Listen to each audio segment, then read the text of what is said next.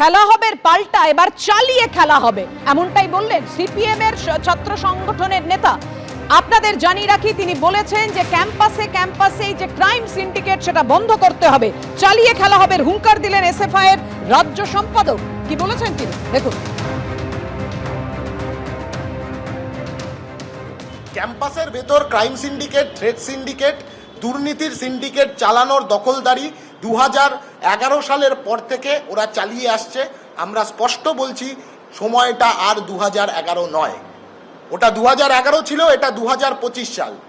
ওরা যদি খেলা হবে পরিকল্পনা করে থাকে, আমরাও বলছি ক্যাম্পাসে ক্যাম্পাসে কিন্তু এবার চালিয়ে খেলা হবে। ছাত্র সংসদ নির্বাচন অন্যায্য দাবি নাকি? ইন্দ্রানুজ, অভিনব, রাসেল এরা প্রত্যেকে তো ছাত্র সংসদ নির্বাচনের কথাটা বলতে গিয়েছিল, কেন শুনলো না? ছাত্র সংসদ নির্বাচনের কথা বললেই গাড়ির তলায় পিষে মেরে দেবে?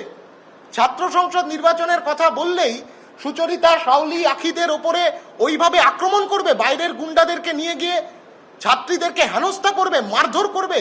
এইটা চলবে এই রাজ্যের বুকে? ছাত্র সংসদ নির্বাচন একমাত্র সলিউশন, যেখানে দাঁড়িয়ে এই ক্রাইম সিন্ডিকেটকে রোখা যেতে পারে গোটা রাজ্যের সমস্ত ক্যাম্পাসে, বিশ্ববিদ্যালয়, কলেজ, মেডিকেল কলেজ, সব জায়গায়। যাদবপুর কাণ্ড নিয়ে ফের তৃণমূলের হুমকি। অরূপ বিশ্বাস, কুণাল ঘোষ, কল্যাণ বন্দ্যোপাধ্যায়, সৌগত রায়ের পর এবার রাজ চক্রবর্তী, তিনি হুমকি দিলেন।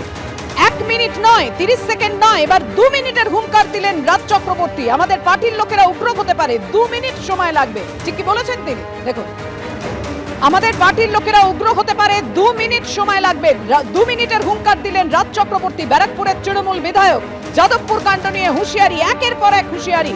অরূপ, কল্যাণ, মদন, সৌগতর পর এবার রাজের মুখে 2 মিনিটের হুঙ্কার। আমাদের পার্টির লোকেরা উগ্র হতে পারে, 2 মিনিট সময় লাগবে। অর্থাৎ বুঝতেই পারছেন, রাজ চক্রবর্তী হুঙ্কার দিচ্ছেন 2 মিনিটে।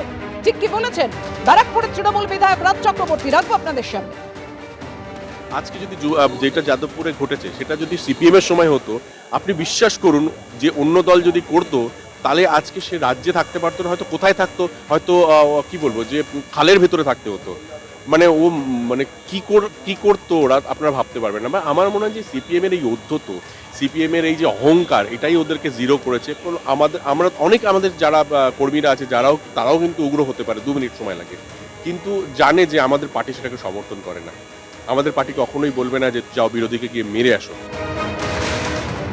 আর এই নিয়ে সিপিএম এর কি প্রতিক্রিয়া? সিপিএম নেতা শতরূপ ঘোষ কি বলেছেন দেখুন।